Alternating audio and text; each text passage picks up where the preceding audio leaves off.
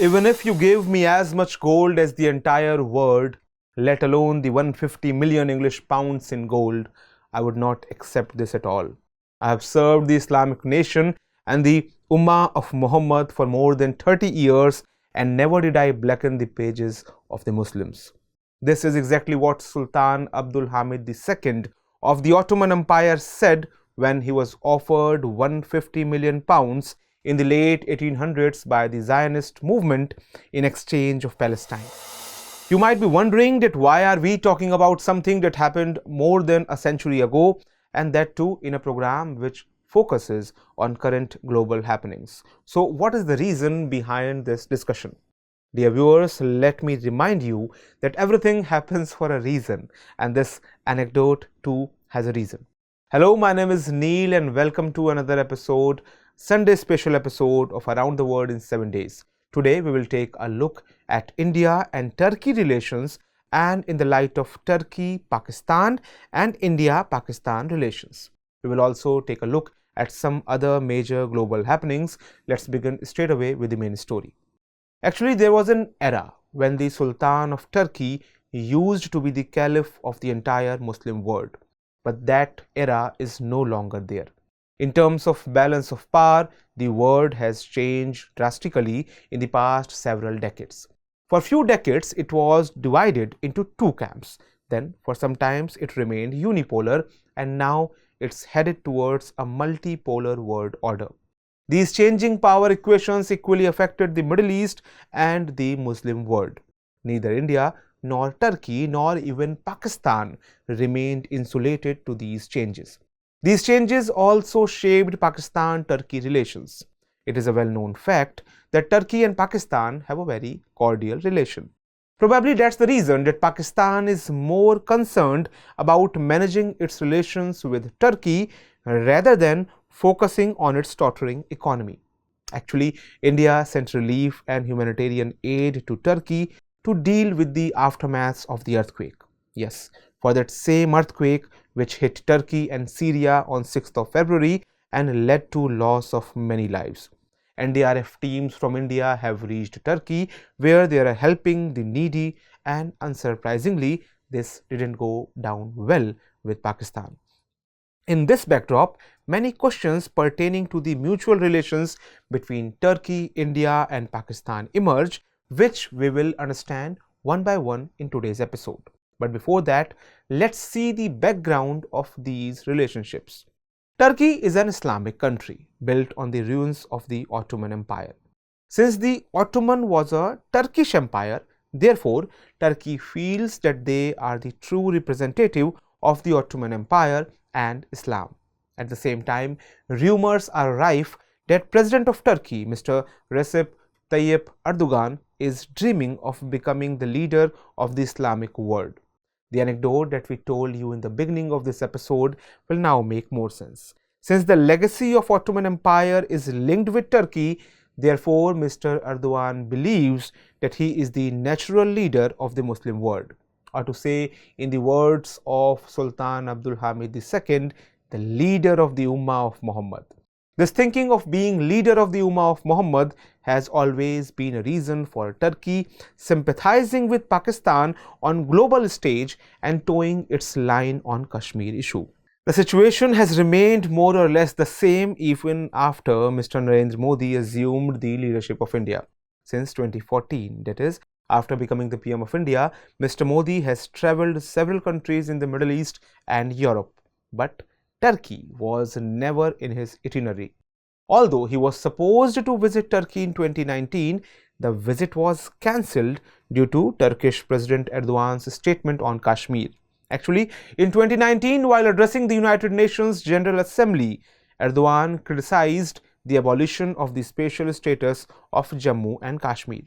Although Erdogan visited India in April 2017 in the capacity of President of Turkey, this tour was also marred with controversy due to his comments on Kashmir.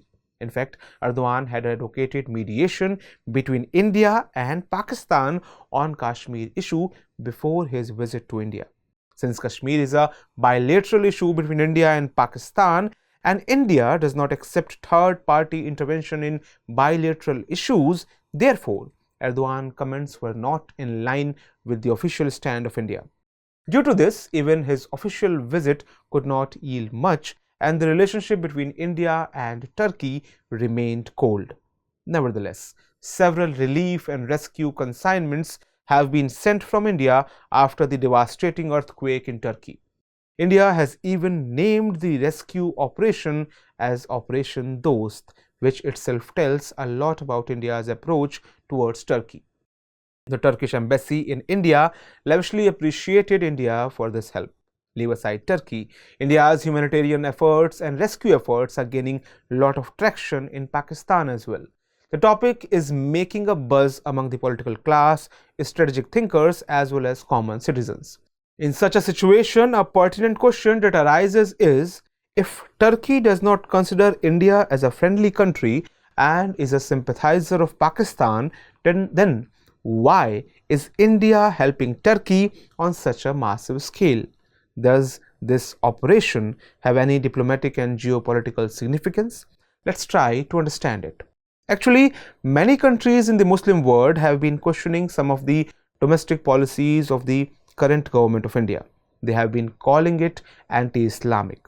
This has created a negative image of India in the Muslim world. So, India wants to change this image.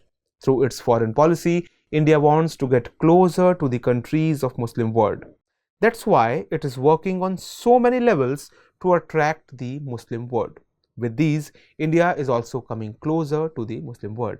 The narrative that Pakistan has created that the Muslim world will remain with Pakistan is now facing a headwind.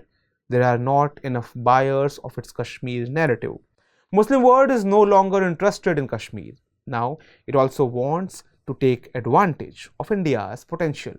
It is also being said that India's help in Turkey can prove to be a diplomatic game changer. These events also need to be analyzed in the light of India being the current chair of G20.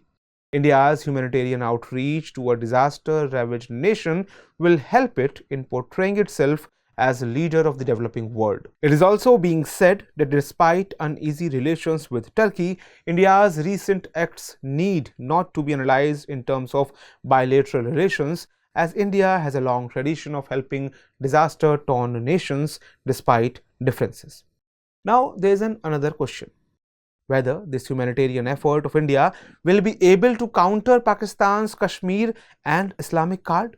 Can it deepen relationship between India and Turkey? It's a reality that Islam is the main basis of Pakistan's relationship with Turkey. Islam itself was the reason that laid the basis of relationship of a newly formed nation with Turkey. The basis of this relationship was the common Muslim heritage, traditions, and brotherhood.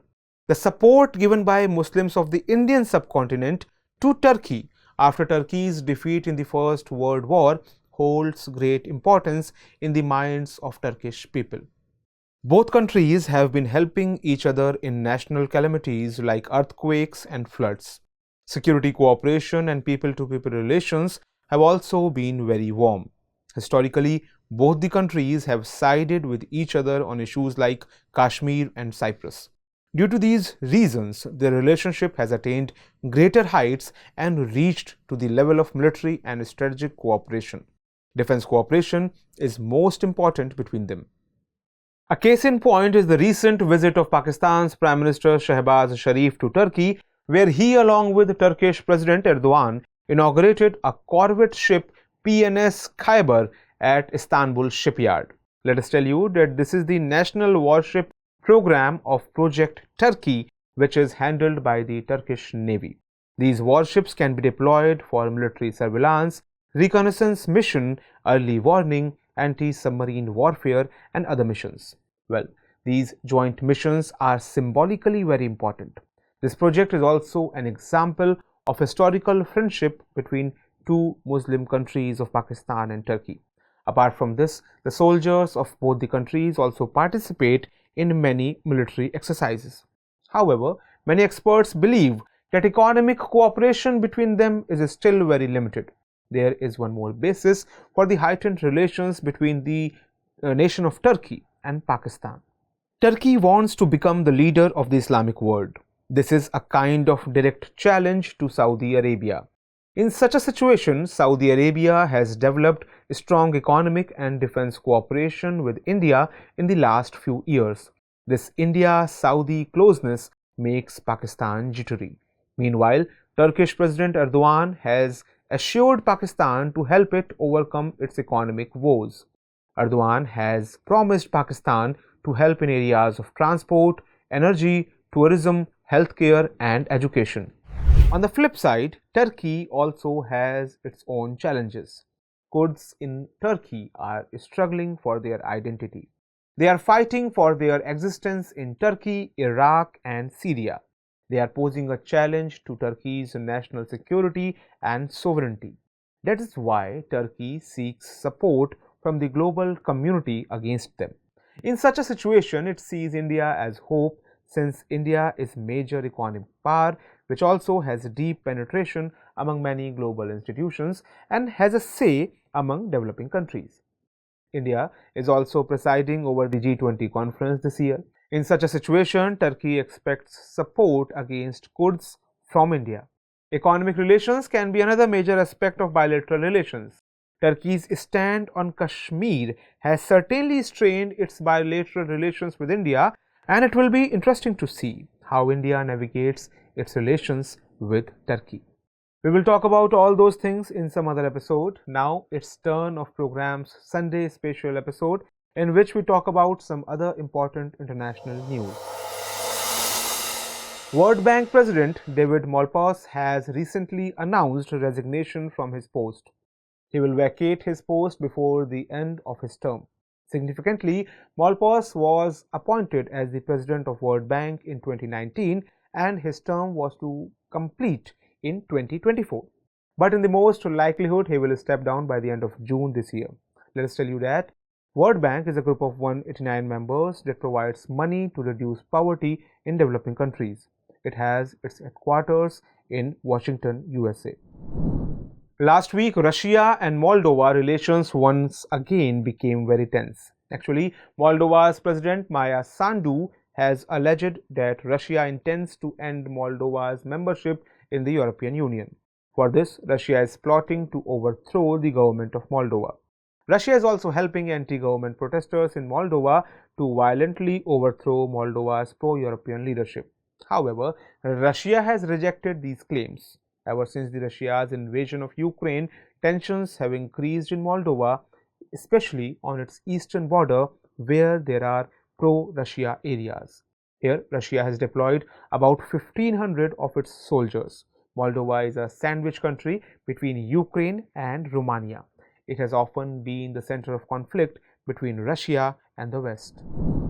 New Zealand has once again declared a national emergency following the heavy storms triggered by Cyclone Gabriel.